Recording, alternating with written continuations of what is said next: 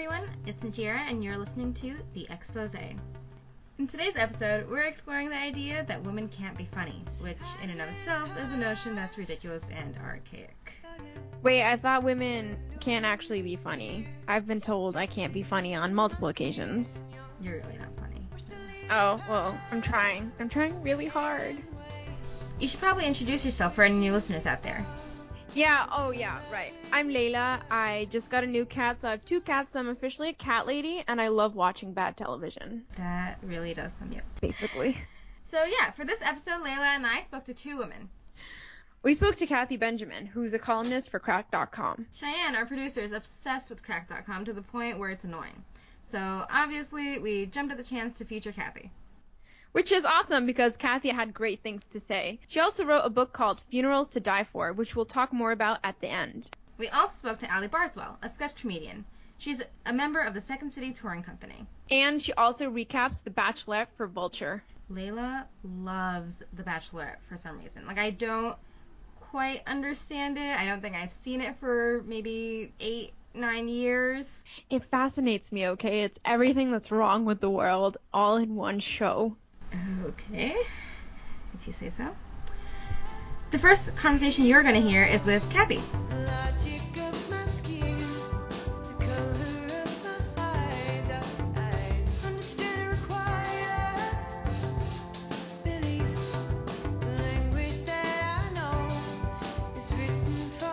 Thank you so much for joining us, Kathy. We are really excited to have you here with us today on the Expose Show. I'm excited to be here. Thanks for having me. So today we're talking about women in humor and in comedy, and just the kind of general perception around women. One of the reasons why we're really excited to have you here with us today is because we had read your piece on Cracked.com, 4 ways we're programmed to think that women aren't funny, and I just wanted to hear a little bit more about that and just kind of what brought you to write that piece. Yeah, I think it was just a matter of, when you write for a comedy site like Cracked, especially one that started out kind of geared towards young men, and then you come in, I was nowhere near the first woman, obviously, to come in and be successful there, but when you come in and there's still kind of a slightly boyish attitude, you kind of have to find your way, and they're amazing and hugely supportive of women in comedy. But you do start to realize, based on kind of comments you get from readers and unfortunately some hate mail that you get, things like that there are people who are going to read your byline and realize you're a woman and say, well, this was terrible and it wasn't funny just because you were a woman. So I kind of started looking into that from more of a scientific perspective to see if anyone had ever done any research on that, and it turns out they have. So what was the kind of what were the kind of messages that people would send you? Would it be specifically targeted towards something that you wrote, or was it just generally, it's your fault because of your gender? Sometimes, you can get really specific hate mail, but a lot of times it's just, I think one of my most common comments was get back in the kitchen and make me a sandwich. Things, the most kind of lowest common denominator, stereotypical things to say about women. And definitely some people were like, you're a woman, you need to stop making jokes, sort of thing. Or, I wondered why this wasn't funny, and then I realized a woman wrote it, comments like that. And that's when you go, oh, okay, yeah, there are some people who, no matter what you do, and it was from men and women, to be fair, who no matter what you do are going to think that just because you are a woman, it isn't. They're going to read a joke and go, nope, not good enough, sorry. So kind of to actually rewind a little bit, can you tell us a little bit more about yourself and how you got into comedy? Comedy, I guess, was just an accident. I finished a graduate program and I went into kind of regular office work, and I realized I was really unhappy and I wanted to go back to kind of writing all the time, which is what what you do when you have a liberal arts degree and you don't even realize you're doing it. So I realized I loved it, and Cracked has a wonderful way of recruiting people they have a workshop, and you can just go, no matter who you are, and kind of apply and pitch. And so the fact that they happen to be funny was just a side effect. That's awesome. So I just kind of learned to, I guess I learned to be funny in their way. For those who haven't read your piece, why do you feel that there are people out there who believe that women can't be funny, or women just aren't? Well, I mean, apparently there's a lot of scientific reasons behind it. It's something that's been going on for hundreds of years. I kind of start out my piece with a quote from the 1600s by a male playwright who says that, women have just never been funny, and if they say anything funny, it's more an accident than anything else. So this has been a common thought for hundreds of years. And I get, the first point that I comment on is they did it was a huge study, thousands of kids, and they found out that girls, when they're young, like really young, make just as many jokes as boys. But then once they hit school age, suddenly the number of jokes they make drop. And they think it's because once you get to school, girls are expected to behave, and boys get a little more leeway with, being the class clown, and boys will be boys and things like that. I can actually second that, because in my first grade, I was the funniest person in the grade, and people would call me that. And then second grade, it was this kid named TJ, and he was the class clown, and I always had a chip on my shoulder because of that. I feel like I could hear the scorn in your voice when you say TJ. I just hate that name in general. No bias. So what were people's responses when you came out with that piece? And I mean, you were coming out with scientific backing, albeit on Cracked. I mean, were people responsive? Did you find anyone whose opinion was actually changed as a result of your piece? I would hope so. I mean, I got a lot of messages from people saying they really enjoyed it. They really, I'm so sorry, my dog is making noise in the background. Hold on. Can he stop making noise? He also wants to talk about comedy in the world of dogs. He's a boy. He has a lot of opinions, though. Yeah. Boys always do. Yeah, but I did get a lot of positive comments from people. I mean, no one said specifically, at least not that I saw, you've changed my mind kind of thing. But it was very big on Tumblr, which has a little more of a liberal bent to it. People were kind of talking about big female comedians and who they like and who you should look into, things like that. And so I think it started some conversations for sure. So what sort of challenges do you feel? I mean, so you're specifically focused in written humor, correct? Yeah, you'll notice I'm not that funny when talking. No, it's a totally different thing. One of the things we tell people, like I said, Cracked has this great workshop where kind of new people can come and pitch. One of the things we find, we do get people who are, slightly successful stand-up comedians come and try and pitch. And it's a totally different world. They think they're going to be amazing at it, and as they should, because they're very funny in real life. But when you're writing comedy, you don't. It's a completely different world than getting up and just talking and being funny. They're both really hard. But if I didn't have editing, I mean, I find the jokes to be the hardest. So a lot of times, I'll be writing an article and I'll get to a point and I'm like, I know that a joke needs to go here, and I'll think and I just can't come up with one, and I'll just be like, okay, I'll wait a day, and then I'll come back and I'll insert a joke there. It'll come to me eventually. But to stand up and kind of do jokes would be, and if you get a heckler, I get horrible comments, but then I can think of what I want to say back, to get a heckler or something and to be able to just, really quickly say something funny back, that it's a totally different thing. But yeah, so I definitely concentrate on the written. So what sort of challenges do you feel that women in the field of comedy face? Even, I mean, speaking from your specific standpoint, I know that written comedy is a whole different game. But do you find that there are other environments just like Cracked that are online in which women are given the same chances and opportunities as you found? Well, I definitely know some people who have been very successful on Twitter, specifically. I think Twitter is, I find hard. I tend to be a little more verbose than Twitter allows me to be. But if you can make a joke in 140 characters on Twitter, you can get huge just for being funny. She was a girl when she started writing for Cracked. Literally, I think she was 15 or 16, called Shelby Farrow, and she has, I think, over 100,000 Twitter followers, and it's just from, she's hilarious, and, she got them when she was in high school. It was incredible. So there's definitely ways to build up a following, and there are websites out there, other websites other than Cracked that will, allow you to write for them if you're good enough. So, yeah, I mean, I think there's a lot of ways for people to get into it, for sure. I've always been secretly jealous of the people, like the girls on Twitter or the women on Twitter who have those punchlines, and they know how to phrase something perfectly. Because I just suck at being funny on Twitter or like quirky.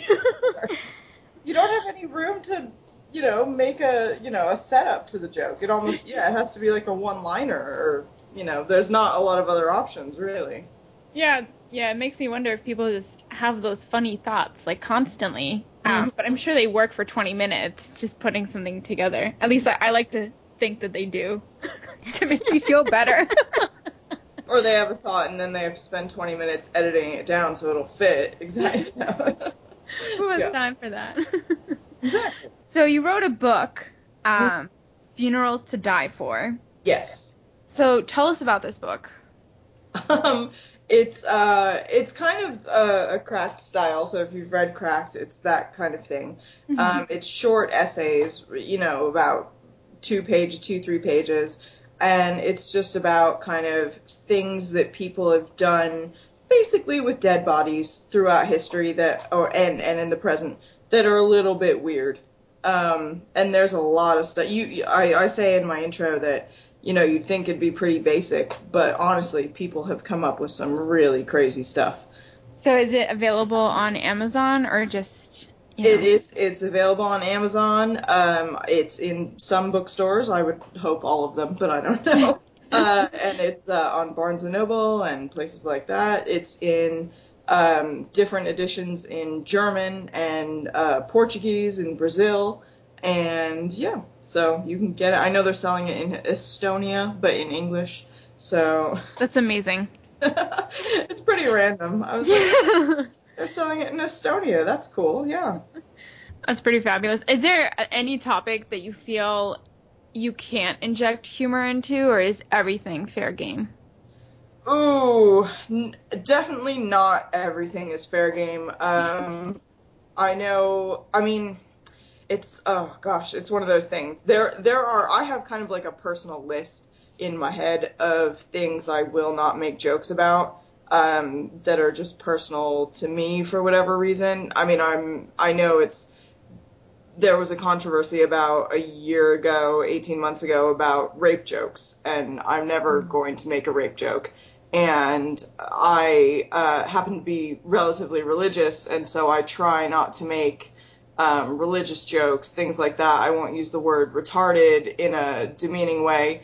But those are just kind of personal to me, and I've definitely heard jokes that I wouldn't make myself that I did laugh at. So I think it's such a complex thing. It's like, where do you draw the line on censorship and what is art and what is comedy and things like that. But for me, there's definitely things I wouldn't joke about. Yeah, I feel like it's been a conversation, especially recently, in the comedic community, about being too politically correct or not being PC enough. Yeah. But it's interesting to see like what your barriers are, because I know other people don't consider rape jokes to be an issue, and they see it as a violation of their artistic creativity. Right. Yeah. I was just sorry. I just think it's like, why are you of all the jokes in the world, why are you choosing to make a joke about that? Like, are you trying to say something bigger with it, or are you doing it because it came to you and you thought it was easy? I think what I find when I'm writing, sometimes there's a spot where you go, oh my gosh, I could totally put this joke in. And it might be, slightly racist or slightly, something else bad. And you always realize when you think about it for a second that you're taking the easy way out as a comedian anyway. Almost always you're going, oh, I could insert this easy joke that might offend some people. And so I just think that comedians need to look at those kind of jokes and go, is the joke really worth the offense? Or is it just an easy way to get another joke? Or to get attention or things like that? What do you think kind of... a lot of male comedians go ahead with those lazy jokes, though. Mm-hmm. So do you think that there's any way to persuade them not to? Or do you think some people are just always going to make those kind of crappy, lazy jokes that really are at the expense of someone's life or religion or history? Oh, I think people are always going to, just because as soon as you call them out on it, it becomes, there's a comedian called who's Irish, and he's big in the United Kingdom, called Dara O'Brien. He's a guy. And he has a bit about where he made a joke once, and it was offensive to gay people, and he got a lot of hate mail over it. And he said he's very liberal and outspoken about all these things, but he said his first instinct when he started getting all this hate mail was to be like, this is about free speech and about the rights of comedians and how art can confront things and whatever. And then he was like, he says in his bit, he's just like, why was that my initial reaction? It's just, when people get confronted on these things, they're always going to try and defend themselves. And I think a lot of people get stuck in that defense mode, as opposed to moving on to what he did, to that second mode where they go, wait, why am I so determined to defend this really bad joke that I made? Why aren't I learning from this? That's actually pretty mature of him to do. It's the same case when someone will make some racist statement on Facebook, and you're like, you do realize what you just said, and they'll just start defending themselves. I feel like it's an insecurity of public perception. Well, it's humiliating.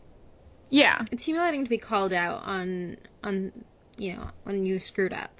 So a lot of people are going to, instinctively decide, well, I have to go defend myself. I have to go justify my decisions and actions.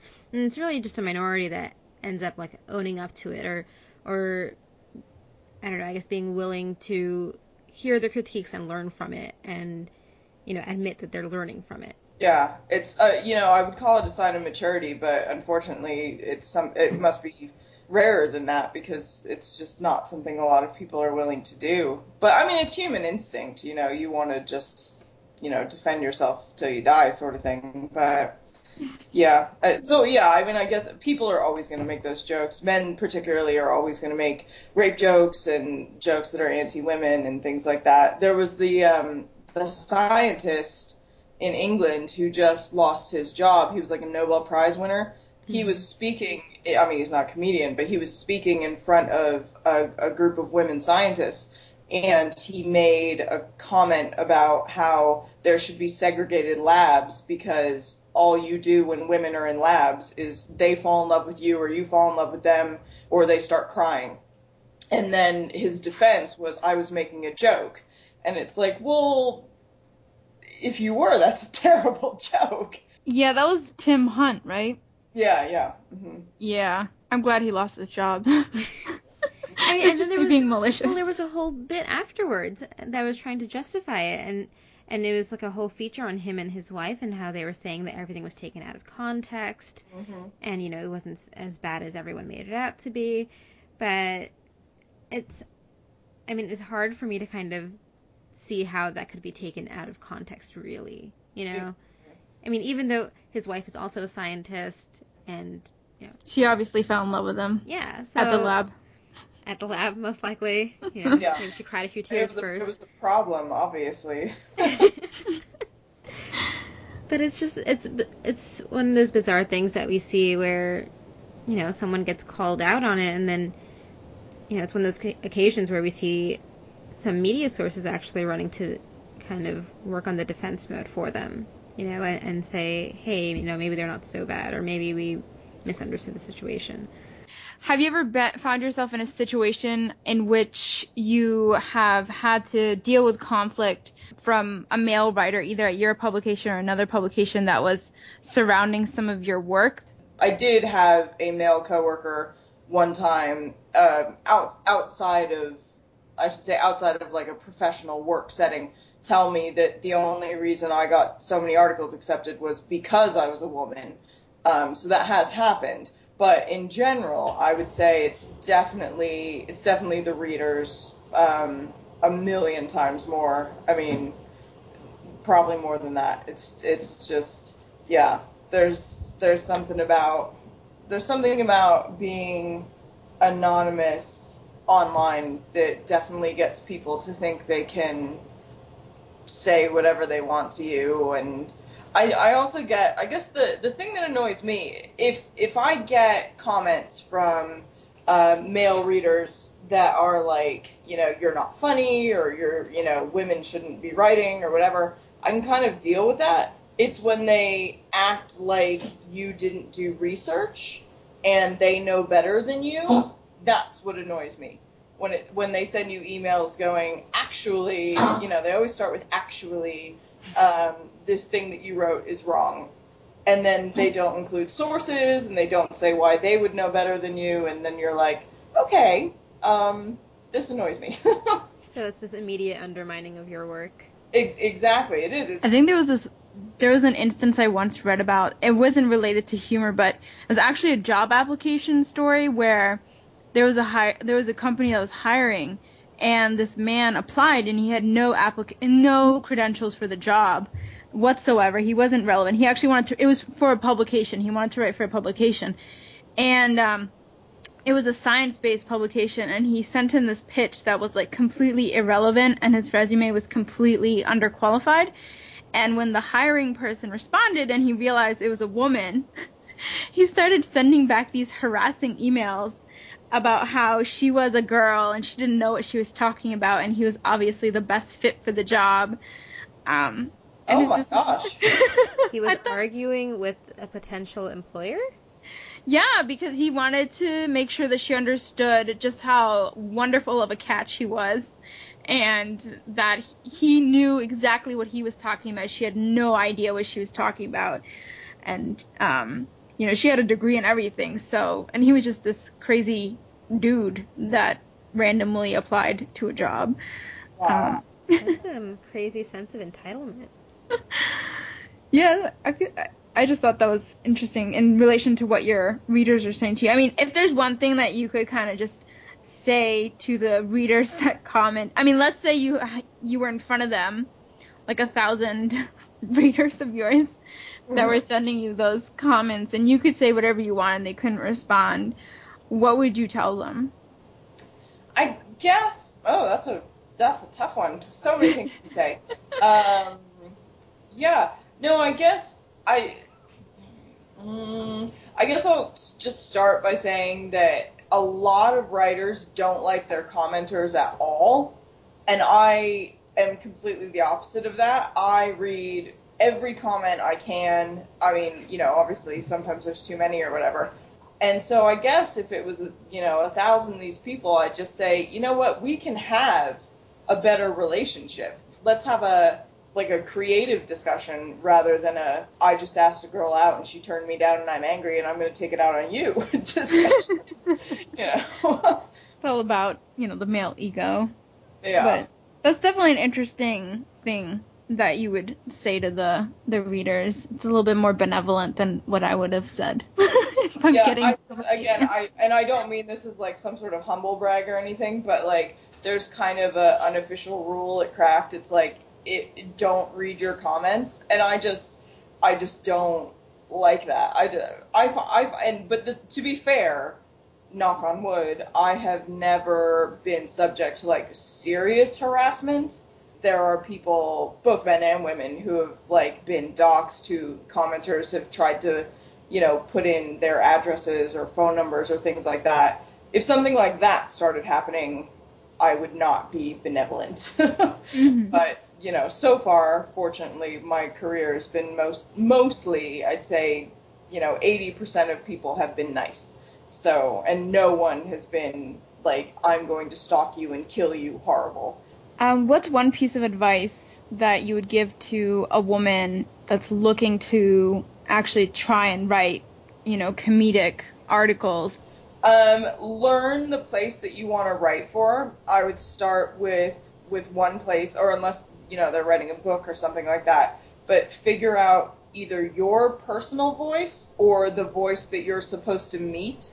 So if you want to write for BuzzFeed, or if you want to write for Cracked, or if you want to write for Listverse or any of these other sites, just make sure that you understand their voice, because they're going to expect you to fit that. And honestly, that's almost easier than immediately developing your own voice. So it's a good way to start out. And then once you realize the things that you do or don't like about the voice that you're supposed to write in, that's when you start learning about yourself and how to write better. That's a really solid, yeah. I was just going to say that's a really solid piece of advice, as opposed to just go for your dreams, which most people would say.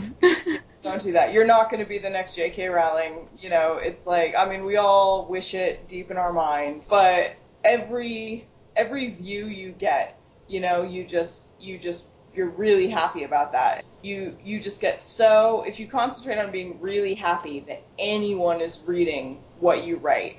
One of the editors at Cracked always says, when an article does really well, he'll say, more people just read your article than ever heard Shakespeare in his lifetime.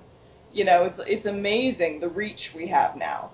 So if you just have one article that reaches, 10,000 people, that's 10,000 people who just read your words. It's an amazing feeling. It's addictive, really. That's amazing. Najira, you were going to say something and then I cut you off. Hardcore. I was going to say, who are some of your favorite female comedians, whether that's stand-up, sketch, or written? I like women who kind of who do their own thing, and so I really like Jo Brand as an example. She's been around since the 80s in the UK. She's amazing. She somehow can get away with the stereotypical like male and husband jokes, but she puts her own spin on them, so it's not as that tried and true thing that a lot of female comedians do. Sarah Millican is another one. She is, again, British and fabulous. I love Tina Fey. I'm obsessed with 30 Rock. Right before this conversation, I was watching an episode of 30 Rock. I think she's amazing. I probably like female comedians more than male comedians, mostly. That's interesting. Why do you think that is? I think more modern female comedians have to push themselves a little further on what they talk about, because I think there's a stereotype that women talk about men. And if you're going to talk about men now, you have to be really creative about it as a comedian. But men can repeat things and people don't really notice. Like, they can make the same jokes that Eddie Murphy was making in the 70s or whatever, and it's like, well, that's fine, because they're not just talking about one thing. So I think women have to be a lot more creative to make it in comedy. That's really sad, actually. Yeah, well, it's the old saying, when you're a woman doing something, you have to be twice as good to be considered half as good, sort of thing. Mm-hmm. and I think that that's true in comedy as well as in most things. And maybe I'm old and bitter, but I think it's true. No, I mean, I understand that because, I mean, I don't know how much you've watched of, like, Tosh.0. I feel like Tosh.0 is probably the least funny dude I have ever seen. Like, he did one episode where he was talking about this woman that, like, he motorboated her. Oh, goodness. Her boobs, because she had, like, the biggest boobs in the world. And, like, the audience was going wild, and I was like, how the hell is this humor? Like, you just put your face in a woman's boobs. Like, that's not funny. There's no structure. Yeah, I mean, it sounds so boring when you start breaking it down, but, like, there is a structure to comedy, you know, and some people can get away with just kind of standing on a stage and, like, saying weird words or in a weird way or whatever, and people will laugh for whatever reason. But, you know, even with stand-up, when you're sitting down and writing it, you have to do the whole idea of, like, a joke has two parts, and the first part leads you to think about one thing, and then the second part subverts that, and that's where the humor comes from. I find it hard to watch funny things now, because it's just, I sit there and I go, this is why that joke worked, or this is why that joke didn't work. You know, it's, you know, oh, or that was the funniest thing ever. But I'm not laughing. I'm going, okay, so why was that the funniest thing ever? You know, so I can learn from it myself. So it's like hard now. Sorry, that's my dog dying in the background. Okay. Sounds so violent. If it was a sneeze. Cat, if it was a cat, I would say, is it coughing up a hairball? But I don't know what dogs do. A little cough. Oh, poor puppy. Yeah, he's okay. Well, thank you so much for coming on. I really enjoyed getting your perspectives on humor, and it's actually kind of depressing that you can't even watch comedy anymore. Like, I aspire to be at that point, but I doubt it. I am homaging, I won't say so, a little bit, Conan O'Brien. He was on Inside the Actors Studio, and he was talking about how when he had his first show, he was like, people would come in and pitch him ideas, and he would sit there and he'd be like, yeah, that's the funniest thing I've ever heard. You know, and he would be serious, but he would be sitting there, you know, trying to figure out how it would work and how it would, you know, play out and what people would think of it. And it's, yeah, you just can't, at some point, it all becomes work. Whatever you choose to do becomes work at some point, you know, and it is kind of a bummer, but I'd much rather do this than work in an office, so it's all okay. That's why I never wanted to work in an ice cream shop, because one day you just stop liking ice cream. My first boyfriend worked at a Cinnabon, and I still can't smell Cinnabon without feeling a little sick. Oh my god.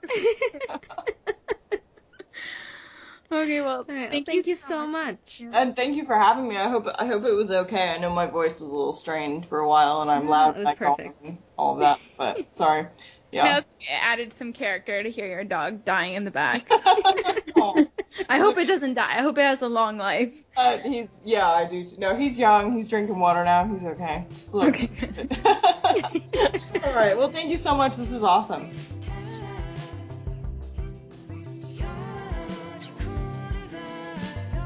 Now you'll hear our conversation with Ali Barthwell.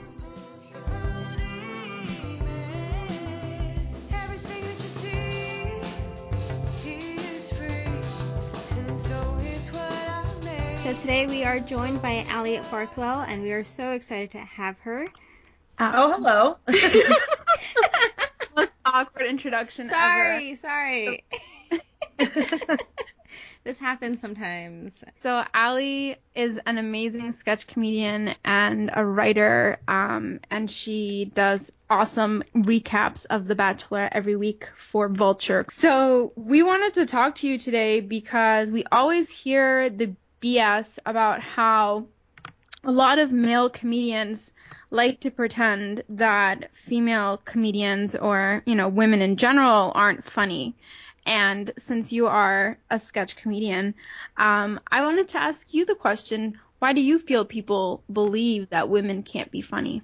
I think there's a lot of aspects to it. Probably the one that's on the surface, that's the easiest thing for me to identify, is that comedy really is a way of protecting your club or your tribe, of like, these are the people that I get along with, these are the people that get me. And for a lot of men, they can't relate to women in that way and see women as their intellectual or social equals. And a big thing about gaining, power in social circles or whatever is humor and connecting to people through that. And so I think there's sort of an unwillingness to admit that women can connect with people in that way. So I think that's maybe the first layer of it. Mm-hmm. And I think another layer that's there also is the act of being funny or making people laugh, in a lot of ways, is seeking approval and validation from people and asking for people to accept you or to validate your ideas. And you're saying in a way that your ideas are important or special because you're using them to affect people. And society generally teaches women that their ideas aren't special. They shouldn't be actively seeking attention or validation.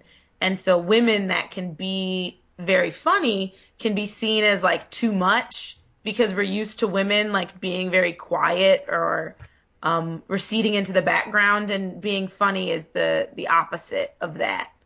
So I think it's a few different factors coming together, but for me, those are kind of the biggest two. Mm-hmm. So basically it's like the golf club of comedy. Yeah.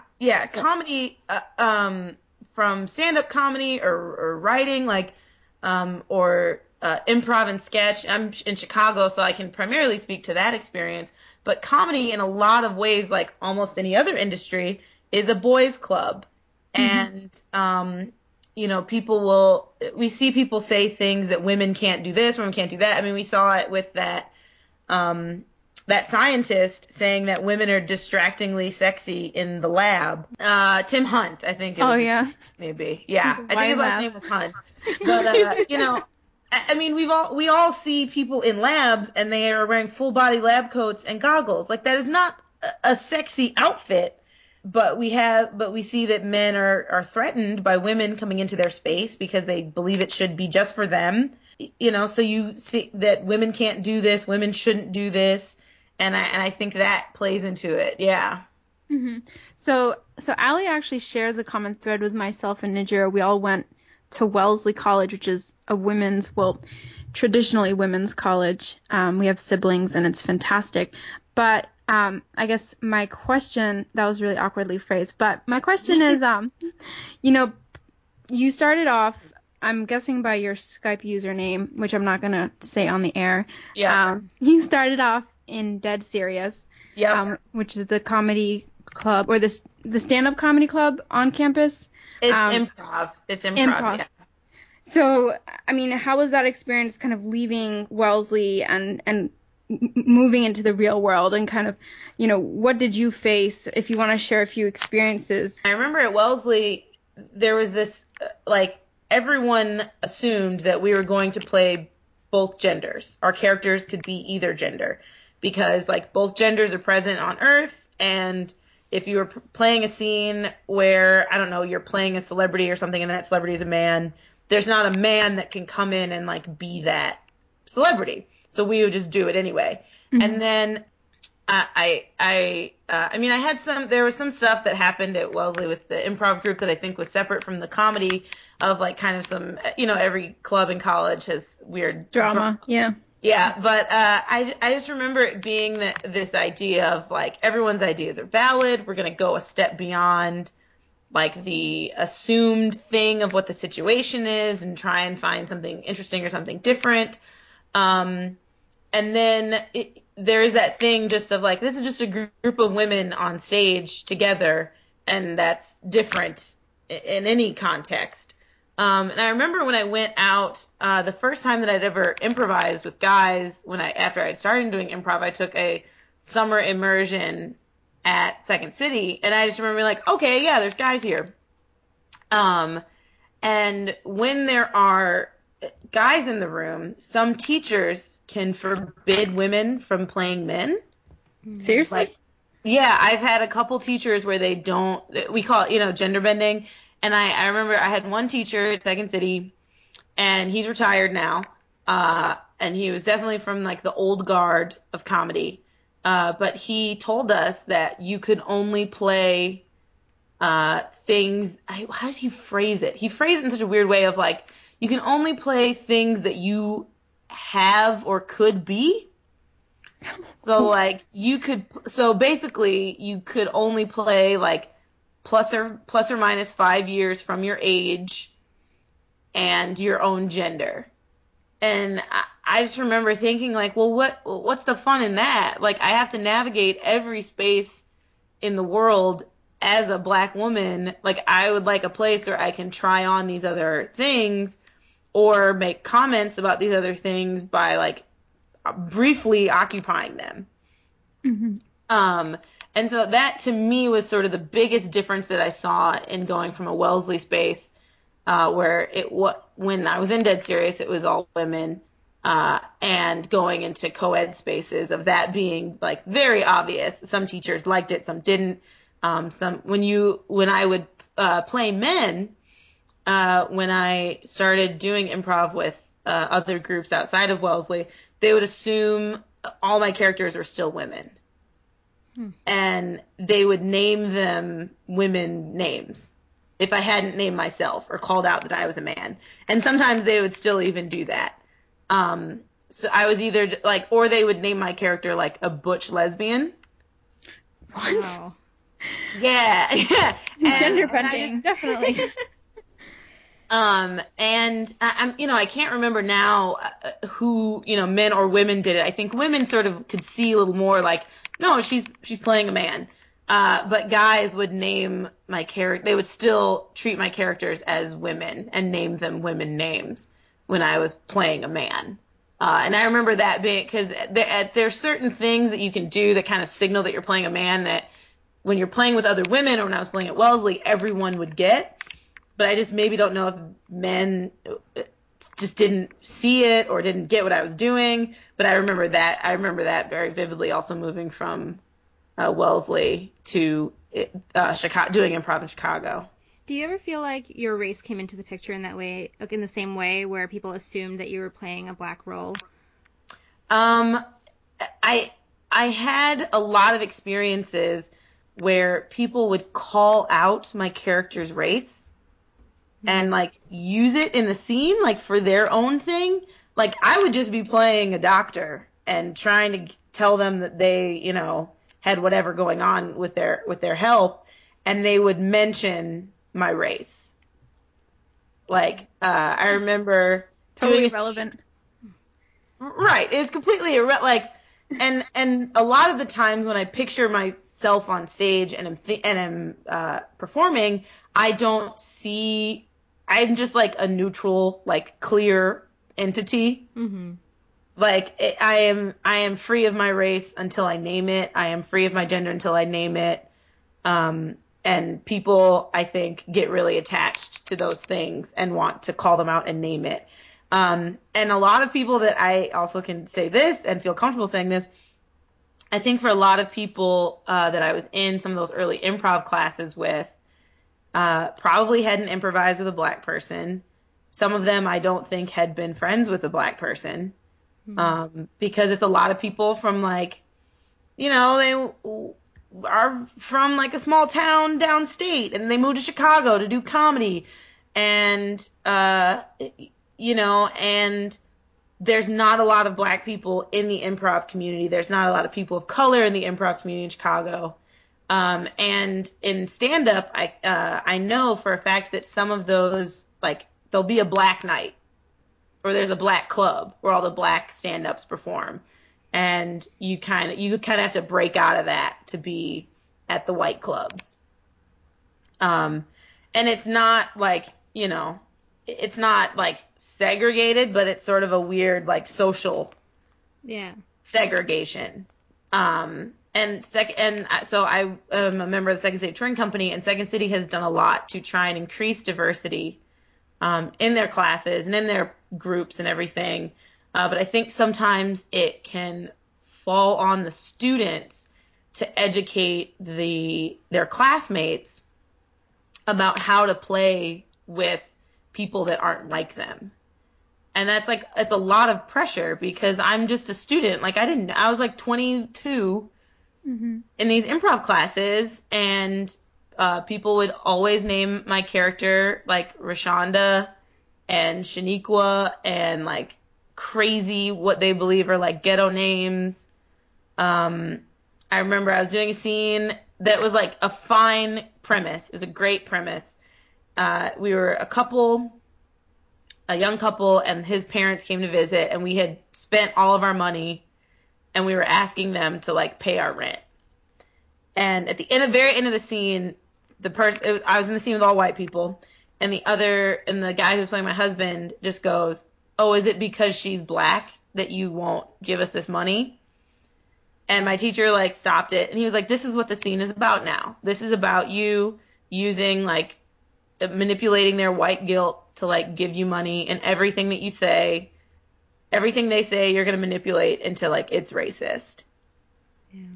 And I just remember like I did it in rehearsal, but I was like, I don't want to do this scene. Like this isn't true. That's not what black people do, you know. And I think that sometimes when you have other people writing for you, they put what they believe about race in your mouth, or they like are doing like very entry level like awareness about race, and then they give it to you, and you're either like, well, this isn't true, like no one acts like this, and you're some crazy stereotype, or it's a scene where the point of view in the scene is like racism is bad. And it's like, okay, yeah, no shit, like what else? So do you feel like in those situations you have the ability to push back and say, no, like this isn't how I want the scene to go? It took me a while to be able to know how to do that. And sometimes it can be difficult because it can be a situation where you're trying to get material into the show. You want to make sure that your classmates or your teammates like you and feel comfortable with you.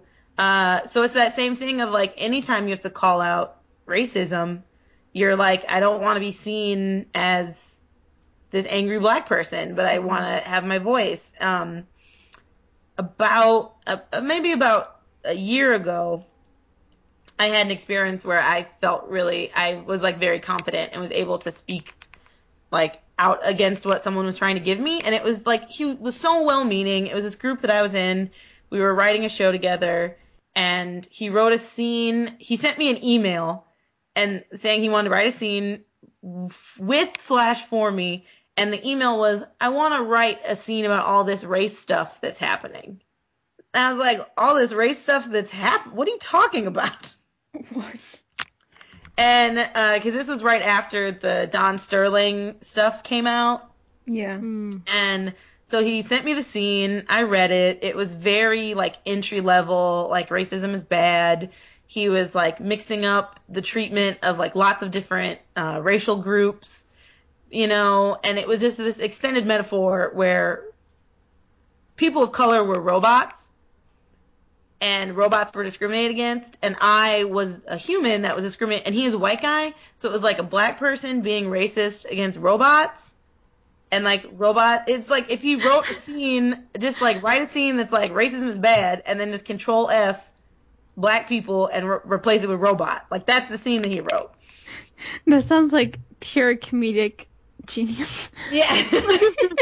After I finished crying at the brilliance, I sent him an email back saying like, listen, man, I'm the only black person in the group, or I was one of 2 black people in that group, and I said, whatever I say about race, the audience believes to be true. Mm-hmm. Because in improv and sketch, you're trying to communicate, and especially at Second City where they're doing satire, you're trying to communicate to the audience like your worldview, and the audience goes in prepared to see that. And so I was like, everything I communicate to the audience about race, they're going to believe is true. So I am not going to put anything up there that I don't personally believe in, and something we talk about a lot in comedy is playing to the height of your intelligence and the height of your audience's intelligence. Your character is as smart as you are. So everything that you know, your character knows in some way. And if someone says something that's like factually wrong on stage, like you can correct them because you want it to be correct. And I remember saying, and you want to do that is assume that your audience is very intelligent and they will get the things that you're doing and they have a lot of the same information that you have. And with Second City audiences, that's usually very true. And so I said to him, I go, if we're playing to the height of our audience's intelligence, my parents are going to be there. And my dad marched with Martin Luther King in the 60s. We have to play to the height of his intelligence and understanding about race. Or at the very least, be comfortable that he's going to know a lot more about this than we are. And we have to honor that. And he's not going to want to come see a show and have the point of view of the scene about racism be racism is bad, because we all know that already. Like, you're not teaching us anything new. And he's probably not going to want to see his black daughter play a racist against robots. Like, he's just not going to buy that. And I said that he had passed it on to the director, and the director was like, "You're right, this is true." And I was like, "This is the scene you do if you don't have black people in your cast, and you're like guessing like what happens in racism." And he was just so terrified that he had like offended me. And I was like, I'm more offended that this scene is bad. Like, I wish he would write a good scene for me to be in. Yeah. Oh, go ahead. I was just going to say, like, isn't it exhausting, though, like, to constantly feel like you have to deal with people that are at such a basic level in terms of their understanding? It's, like, always exhausting to deal with basic people. Like, it's just exhausting. And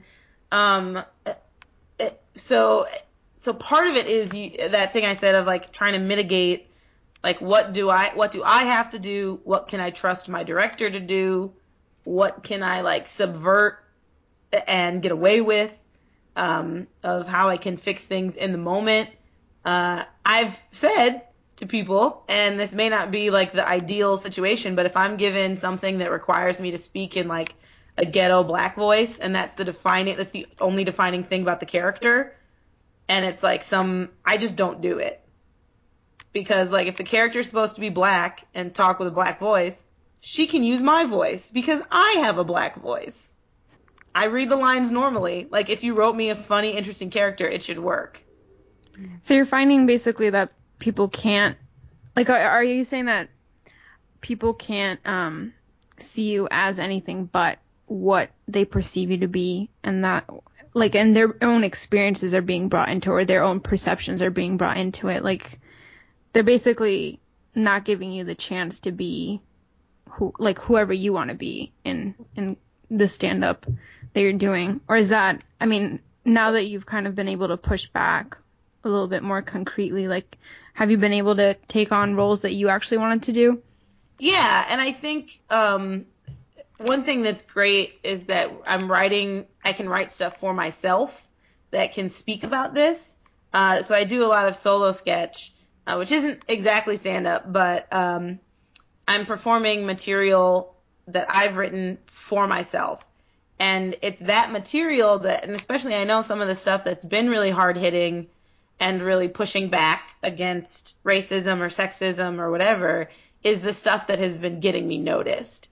And I just want to, like, grab some of these people and say, like, one of the biggest shows right now is Empire.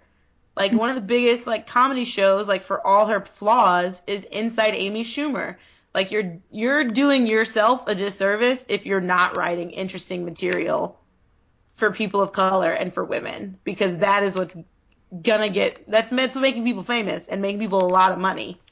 So do you feel like, as a woman, you've faced particular challenges? So I know we were talking about at the beginning, how people, I guess in your transition from Wellesley to the work that you've been doing outside of Wellesley, there are certain roles that you might be denied, or people don't see you performing as a male or don't see you performing in certain roles. Do you think that there are challenges that women face across the board in the field of comedy?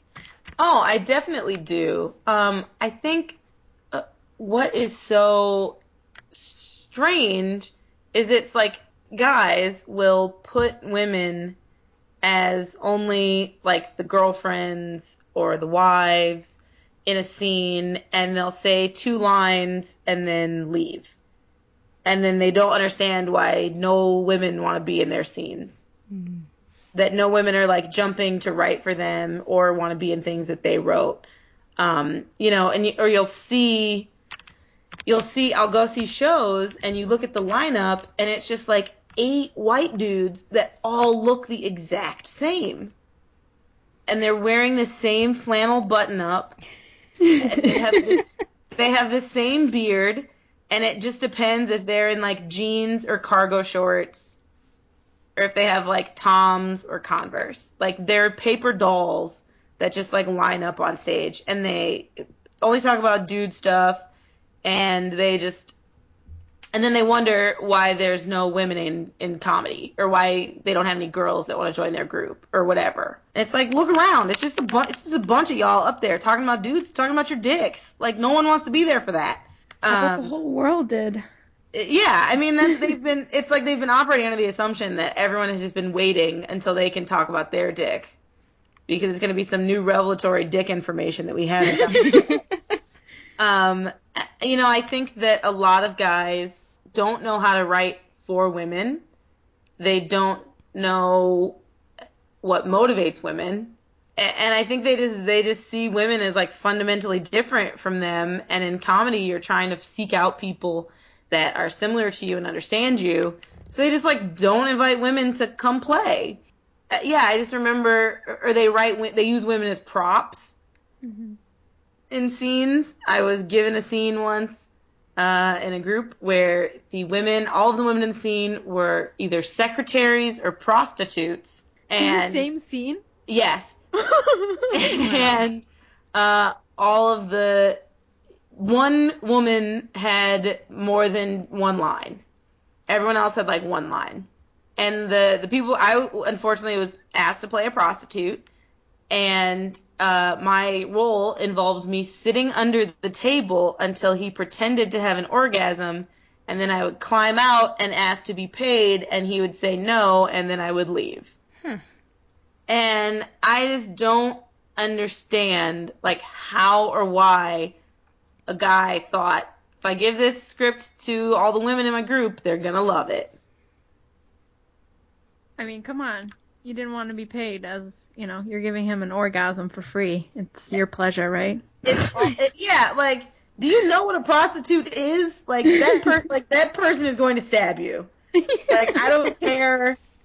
And that is not a comment on, like, sex workers. That is a comment on how fucked up it is that someone would think they could do a service for someone and not pay them. It's funny. This actually makes me think of, in an earlier episode, Layla and I have been talking about Entourage and how the women in the show, you know, they don't have real roles. They don't have names. They don't have lives. They don't have very many lines. They're not memorable characters. And it sounds so similar, where women are just playing props, essentially. Right. I remember I was in a class and we were learning how to write pilots for TV shows, and almost everyone was doing like a half-hour comedy pilot. And one guy was doing a show that was like, first off, all the guys were doing a show, this is just like me and my friends. And I was like, okay, your friends ain't that funny. So it was him, it was based on like his job and the show and the work that he does. And every single woman in the description, like one of the assignments we had to write like a page description of what would happen in the pilot episode. And every single woman was referred to as some chick. As literally some chick? Yeah. So-and-so wakes up in bed with some chick. There's some chick at the job interview. And I told him, I said, none of your women have names. They don't do anything. And they just, like, accept whatever these guys do to them. And I was like, no woman is going to want to be on this show. What did you say to that? He just was like, what? Like, it never occurs to them that they're, like, writing for people that will have to perform those parts. And, you know, we talk about trying to, you know, how do we get women involved in comedy? Well, we have to do things that make them show that they're respected and make them feel welcome. No one's going to be in that show. We might be in it because we have to pay our rent, but no one's going to, like, take pride in being in that. Yeah, no, I mean, I feel like it would be so coveted to be some chick on a show, but maybe that's just me. I want to be a girl that's, like, half naked in a bed and wakes up and goes, "You're leaving already?" Like, that is the part I was born to play. Because, you know, it's all around the man's dick.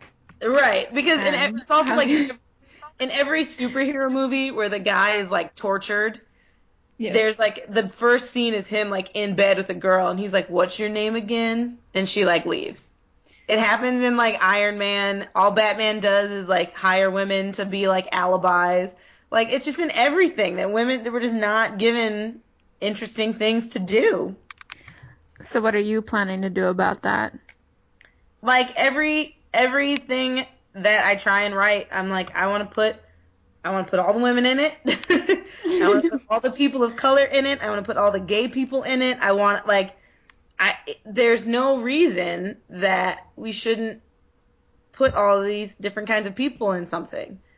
Like, you know, they've done studies that shows and movies that have more diversity do better. More people go see them.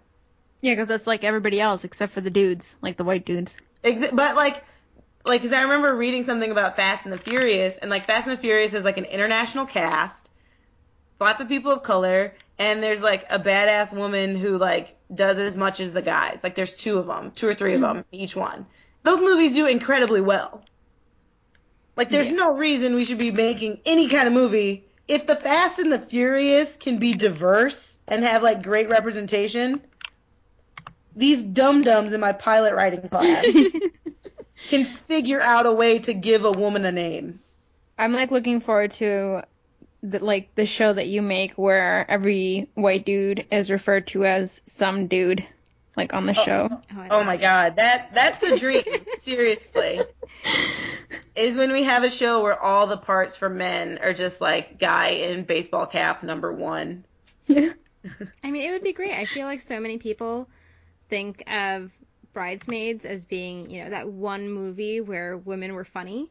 Mm-hmm. And I'm eagerly anticipating, you know, a movie where we have women of color and women who are in minority groups, you know, in those roles, and have Bridesmaids kind of be knocked off that pedestal as being that one movie.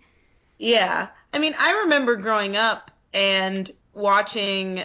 Did you guys ever watch Girlfriends? Mm-hmm. I love Girlfriends. Yeah, like, Girlfriends was a great show. It was relatable, interesting. It talked about a lot of the things that, like, any other show of, like, women trying to make it in the big city. And it was just for black women. And they talked about their blackness, but sometimes they didn't. Sometimes they were just, like, trying to get laid or whatever. And I feel like there was, I don't know when it happened, but there was, like Moesha and Girlfriends and things like Love and Basketball and The Best Man. Like, there were all these movies and TV shows that featured people of color and featured women of color. And then I think there was a shift, but thankfully I think we're starting to shift back to realizing, like, things with women and people of color make a lot of money. Like, let's put these, like, and if that's the reason that someone wants to make it, like, I'll take that money and do whatever subversive thing I want to do with it, you know? I tell people all the time, I'm like, I can't go see another improv show where it's just 8 white guys or a sketch show. I was like, if there's no women or people of color in your show, I'm not going. Like, I mean, why would I? Yeah. It kind of reminds me of, like, when SNL, like, the last season of new people that they brought on, and I don't remember how many white guys they brought on, but they were all the same. They all looked the same, except one of them had a big mouth. Right. And then there was that huge firestorm that happened after that, because, I mean, you have those white dudes, and then you have the one plus-sized white girl, and that's it. Like, that's diversity for you. On Yeah. the hallowed show. Now you're starting to, like, Seinfeld has been the biggest one of, like, this pushback against diversity, and comedy doesn't have to meet a quota or anything, but it's like, if you look at your life and you only know, like, one black person that you would put in a show, like, that's your problem. That's not our problem. You know, like, it's, and, you know, he goes, and I have a friend who teaches, who used to teach comedy studies in Chicago, and she would play it for her students, and they would be like, what is this? She would play Seinfeld for her students, and they'd be like, what's the point? Because I think now a lot of, like, The Daily Show's been on for, what, like 15 years? Over 15 years? It's been a while. Yeah, like, we've grown up with one of the, like, biggest voices in comedy doing, like, political comedy. I think now, thankfully, if something doesn't have, like, a point, it's a harder sell. I'd like to think we have higher standards. Yeah, we just have higher. Yeah. We're used to and more accepting of, like, political comedy, and we know how to understand it. And so when things just reflect one point of view or don't speak to the world that we all live in, people just don't care. Like, Seinfeld, you're not getting, like, bad responses on college campuses, which he's not playing college campuses. Let's all start there. This man charges, like, $60,000 for a show. You know, they're not laughing, not because you're not PC. They're not laughing because you're not funny anymore. You're not relevant. Like, I could never do his show. It was just, I don't know why people consider it to be, like, a classic comedy. I just thought it was the most boring thing ever. Same for, like, Everybody Loves Raymond. Like, come on. It's like old white people talking. Exactly. Like, I'm fine. I get enough of that on the news. God damn it. Like, I'm fine. You know, you just look up and you're like, and I look up and I'm like, oh, all the media that I'm consuming is, like, created by women or created by people of color. Like, I'm just not watching a lot of just, like, white guy shows. Like, Brooklyn Nine-Nine is actually, like, a great example of how you can have a really diverse cast and it not, like, they're just a diverse cast. And I remember reading something about the actress that plays Rosa. She found out that the woman who plays Santiago got cast, and she thought, well, I'm not getting this part because they already have their Latina. Wow. And that's depressing. Yeah, but I mean, that's, like, I've been in that situation where you're auditioning for something. I had an audition for the show, and they said we wanted a black woman, and we want black women, and it's an 8-person cast. So we're thinking, like, there's going to be, like, 3-4 of us. And it was every black woman I had met in Chicago. Like, we all were at this audition. This was like 3-4 years ago, maybe even longer. It's probably 4 or 5 years ago now. And we all were in the audition, and we were just like, yes, like, thank you, sister, for being here. All the scenes were so positive and friendly because we all thought we were all getting hired. Mm-hmm. Just like, everyone was so happy. And then at the end, they go, we're casting one person from this audition. Oh my God. And they had been, and we went out, you could feel the air just leave the room. That's so depressing. Yeah, and to hear a thing where, like, you know, so going back to Brooklyn Nine-Nine, where they were just like, no, we just want 2 Latina actresses. That's fine. You know? Mm-hmm. I think Orange is the New Black is great. And the show creators have said, like, we wanted this to be, like, a subversive way to get a lot of women of color, like, on TV. So last thing that we'll talk about, because I know it's late, is your Bachelorette column. Yeah. So you were telling us before we started that you hadn't watched the show prior to writing the column. And so I wanted to know what your thoughts were when you first started watching and writing, because I know I watched the show primarily because I want to laugh at how ridiculous virginity culture is in white America. Yes. So I'm just wondering what your reaction was when you first started watching the series. I mean, you know, one of my reactions was like, you don't like this guy. You don't know this person at all. And like we're being sold it, so it goes along with that virginity culture, but we're being sold this line of like, you're gonna meet the love of your life, and it's gonna be love on first sight, and it doesn't matter if he's also dating 20 other women the same time that he's dating you, because you are, you know, you're gonna be the one to change him. And it's like you can't find your partner when you're living with them for 6 weeks in a house with 25 other people also trying to bang him. Like, that's just not possible. And it's just like, the show assumes that we're dumb, which is, you know, it like assumes that we can't see through it. And like, reality TV's been going on for so long now. Everyone knows it's manipulated. So it's just like, just give it to me straight. Like, she brought Nick back this season because she wanted to bang him. Like, it was pretty epic. Yeah, it's like, and they pick, you know, everyone knows they pick people who, like, are gonna get really drunk. Yep. And are gonna do and say things that are gonna make for good TV. Like, they don't care that you find the person that you want to be with. They care that the episode is entertaining. Yeah. And you can tell when they don't have enough material. I mean, that's why the Brit storyline is there at the end of each episode. It makes me actually really sad when I see Brit and her. I don't know what he is. He's just this like weird dude that. And there's also like this fascinating entitlement to them, to the Bachelorette, of like Nick just being like, I liked her when I saw her, so I came here. Let me date you now.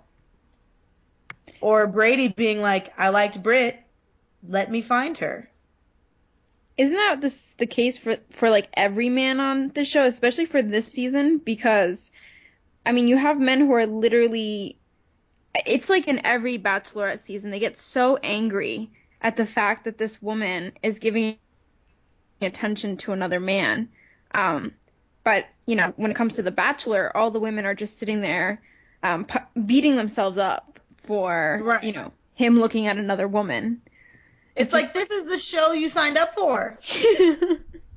I think I've noticed on this season of The Bachelorette, I think all of the men thought she would meet me and it would be over. And she would be either going through the motions with all these other guys, or she would just, like, eliminate everyone in the first episode. So everyone just assumes that they're special. Every man assumes on that show that he's super special, and that there's no reason that she wouldn't, like, pick them, and that he can say, like, I want to be with you, and she will just be, and all of the things that stand in the way of that will just go away. Like, you know, if she cares. Because that was the thing with that guy going after Brit. It was like, you don't know if she liked you, dude. Like, you just decided that you were going to show up and be like, hi, you're my girlfriend now.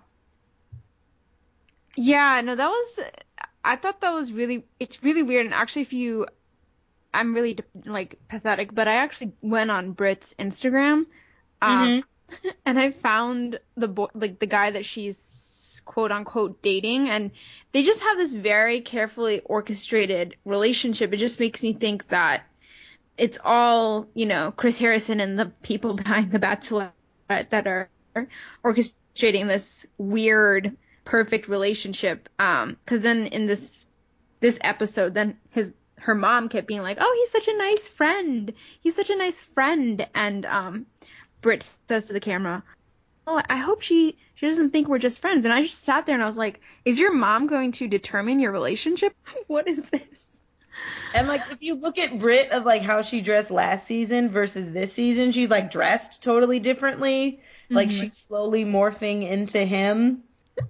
And it's just she looks exactly like him. Exactly. And it's one of those things where just, like, we should not be putting things on TV that tell men, if you just decide that a woman should be with you, you get to, like, go disrupt her life and, like, show up in her life and demand, like, time with her. Because we have enough things that do that. I feel like that's I don't know how many seasons of The Bachelor or Bachelorette you've watched, but I will tell you that that's literally the theme. Yeah. But it's basically a message that is broadcast in every single season. And it makes me kind of sad about the future of, like, white America, because that's the only people that you see in the studio audiences. Yeah. White people are into some, like, real weird stuff. I mean, I just, like, there's so many things where, like, I'll get in improv or sketch or whatever, or writing, they're like, oh, yeah, they just assume that you've seen all the, like, white stuff that they've seen. Like, Full House. Like, I was like, why would I watch that show? Like, why would I, as a kid, watch that show? Or just, like, random, like, oh, yeah, you listen to Bon Jovi. Why? Why the fuck do I listen to Bon Jovi? Yeah, there's just, like, an assumption that, like, I know all the white stuff, but then you, like, ask them, like, oh, yeah, I want to do something that's like Love and Basketball or this blaxploitation thing, and they get, like, terrified. I've been told on a couple of occasions that I can't suggest, like, blaxploitation as a genre because it's, like, racist. Are you serious?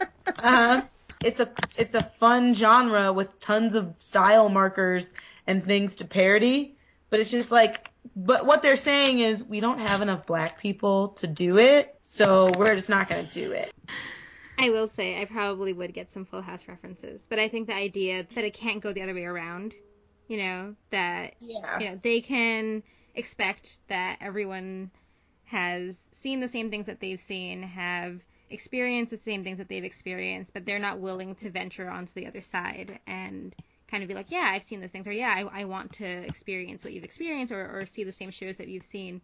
They're not willing to go the other way around. Yeah, and the assumption that we all have the same set of information, and it's the white set of information. Well, you've just denied them their right to be, the only voice that counts. Yeah, I, like, have taken away that their experience is, like, normal. Well, I guess with that, we should probably let you go be funny elsewhere. Oh, thank you. Well, it was fantastic having you on. Thank you so much for joining us. Yes, thank you so much for having me. It's always nice to get to talk with other Wellesley women. Oh, yeah. You know how it is.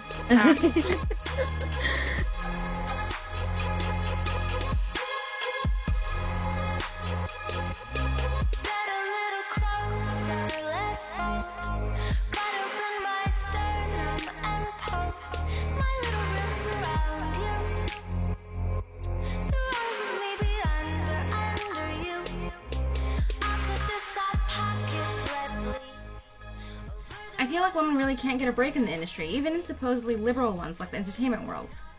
Yeah, definitely. Representation is honestly always key. There's a point where old white guys run out of material, am I right? And then they make jokes about airline food.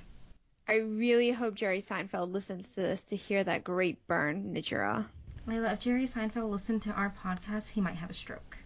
Right, because we're all about encouraging minority voices, and he finds that quote-unquote creepy, even though he made a movie about a bee and a woman falling in love, so... That was a really uncomfortable movie. I'm glad we've got more voices coming into the mix. Slowly, but yeah. And side note about that movie, whenever there's an animal-human romance, I can't help but let my mind go into the wrong places. I'm not sure I want to know. Well, I want to take a moment to thank Kathy and Allie once again for speaking with us. Like we mentioned, Allie has been recapping The Bachelorette for Vulture, which is always a fun read. She's also a member of the Second City Touring Company, so you know she's got serious chops. Seriously, visit secondcity.com to check out upcoming shows or just gawk at their impressive alumni list. Also, shout out to Kathy, who's written a book called Funerals to Die For. It's on Amazon, Kindle, and at Barnes & Noble. So you have no excuse not to get yourself a copy. The longer title of the book is Funerals to Die For, the craziest, creepiest, and most bizarre funeral traditions and practices ever. If that doesn't pull you in, you're probably kind of boring. So why are you listening to our podcast? We've read Kathy's work on Cracked, so we can testify that she's an engaging writer. And I can also testify that Cheyenne has spoken so much about her and Cracked generally, so that if you're listening out there, anyone on Cracked, if you give Cheyenne the time of day, she will probably fall over crying. So apart from that, we so appreciate these awesome ladies joining us for this episode. And we can't wait for you all to hear next week's episode. See you then. Or else. No, Layla. Was that lame? No. Let's just leave the comedy to the experts, okay?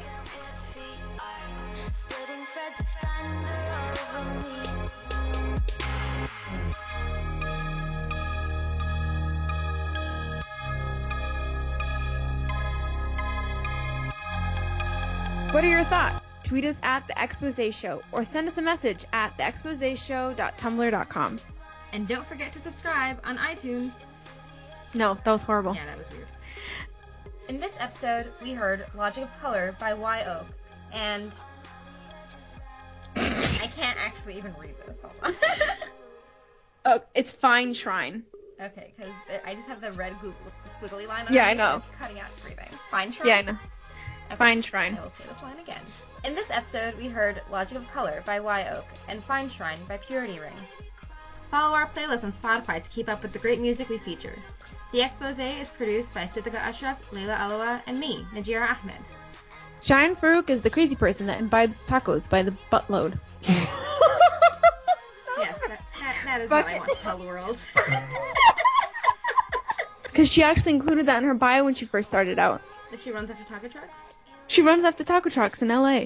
The Expose is brought to you by Coming of Faith, a digital media venture amplifying the voices of minority women. You can share your episode ideas with us by emailing stories@comingoffaith.com or tweeting us. See you next week.